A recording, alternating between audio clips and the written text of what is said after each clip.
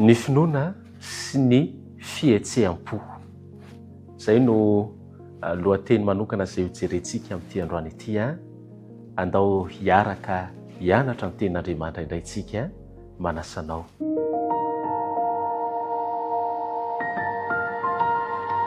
Ampifaliana no hiaravanantsika nahatratra izao fotoana manokana izao.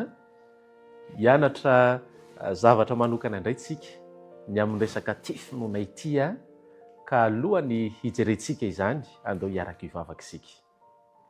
Rainay izay ny an-danitro, misy lesona izay tianao mampahafantarina anay indray amin'ity androany ity. Mangataka aminao izay Ray Malalo mba hanomezanao anay ny fanenao masina, hampifatoka ny sainay tsiraray avy, mba ahay handray ny teninao. Tompo Malalo, manatreny fotoana izay hotanterahana eto amin'ny anaran'i Jesosy Kristy. Amen. Ny finoana sy ny fihetseham-po. Mety ahatsapa ny olona sasany fa tsy manana finoana satria tsy mahatsiaro ho akaiky an'Andriamanitra na koa hoe tsy mahatsiaro kristianina araka ny tokony ho izy. Saingy izao, ny finoana dia fitokiana sy fianterana tanteraka amin'Andriamanitra. Izany hoe tsy amin'ny fotoana mpiadanana fotsiny izany, fa amin'ny fotoana rehetra, na mora na misarotra, na eo amin'ny hoe heverintsika zavatra sarotra eo amin'ny tranga, eo amin'ny fiainantsika azy, dia takian'Andriamanitra foana ny ianterantsika aminy ary ny ananantsika finoana tanteraka eo am-pelatanan'Andriamanitra. Izao no fanamariana ngezabe izay omeny tari-dalana antsika. Tsy ny fihetseham-po velively no tokony hitondra ny fanandramantsika ara-pivavahana na ny fifandraisantsika amin'Andriamanitra. Izao no voalazany tari-dalana ihany koa hoe maro nozy izy no tsy manam-pinoana kanefa tombon-tsoa sy fiadidy ho azy ny fampiasana izany. Azotsika ampiasaina amin'ny fotoana rehetra izany ity finoana ity. Matetika izy ireny no miandry ilay fihetseham-po izay ny finoana irery ihany no afaka hanome izany. Tsy finoana ozy izy, ny fihetseham-po. Tsy pehany ngezabe mihitsy izany. Tsy finoana, ny fihetseham-po. Natao haneho finoana isika ary anjaran'Andriamanitra no manome fifaliana sy fitahiana ho antsika tsiraray avy. Izany hoe ny finoana izany tena hoe miorina tanteraka amin'Andriamanitra. Safidy voahevitra tsara ataony saina ny mino ary matetika tena mifanohatra amin'ny fihetseham-po izany. Ny finoana izany anisan'ny tena mila kolokoloina ao anatintsika isan'andro.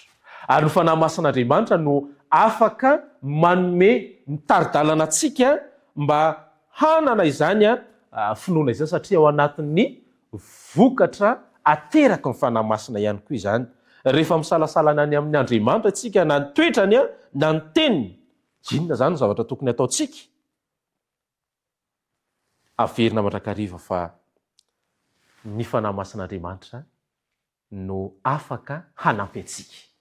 Izany hoe mila mangataka amin'Andriamanitra isika, mila mifandray tanteraka amin'Andriamanitra isika, tahaka ny nataon'ireo mpanompon'Andriamanitra tao aloha, tao ry Abrahama izay rainy mpino. Mila maka fanandramana manoka izay niainan'ireny olona irenitsika. Mampirisika antsika hino izany ity fanahy masin'Andriamanitra ity.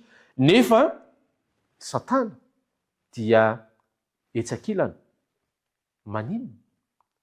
Mandetika ary manao izay salasalantsika ny amin'izany hoe finoana izany. Mamboly fisalasalana ao anatintsika. Rehefa manomboka misalasala izany ianao, tadidio fa ny Satana no miasa ao anatintsika. Ry havana malala, amin'ity androany ity dia meteza ianao hiasa ny fanahy masin'Andriamanitra. Meteza ianao hanaiky ho tarihana ny fanahy masina. Averitonay, mifanohatra ny hoe fihetseham-po sy ny finoana. Tsy fihetseham-po velively ozy izy ny finoana, ary tsy tokony miantehatra amin'izany isika.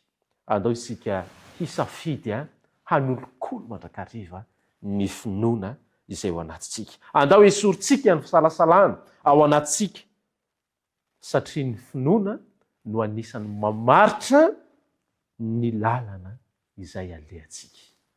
I finoana ao anatintsika io no afaka hampitombo ny fifandraisantsika amin'Andriamanitra. Tokony fomba antsika tsiraray avy mba hanana finoana be isika tsiraray avy. Eriko mandrakariva fa na dia kely toy ny vao tsy nampy aza ny finoana ao anatinao dia afaka mafindra tendrombohitra minoa ianao fa afaka ny anova zavatra eo amin'ny fiainanao Andriamanitra.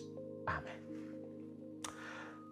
Vavaka isika rainay izay ny an-danitro, misaotra anao izay noho ny teninao tamin'ity androany ity. Misaotra ray malalo satria nampianatra anay ianao fa vokatry ny fanahy ny finoana ato anatinay. Ray malalo tario lalana amin'ny alamin'ny fanenao masina izahay. Engany mba hanana hampitombo ny finoana ato anatinay ary ampio izahay mba tena hifandray akaiky bebe kokoa aminao. Isoran'Andriamanitra ny fisalasalana rehetra izay ato anatinay izay notezainay sy nofikirinay teo aloha fa ny finoanany no engany hanjaka ato anatinay tsiraray avy ary haneho ny voninahitrao amin'ny fiainanay tsiraray avy ny enao Jesosy malalo amin'ny anaran'i Jesosy Kristy no hanonana izay mivavaka izany. Amen.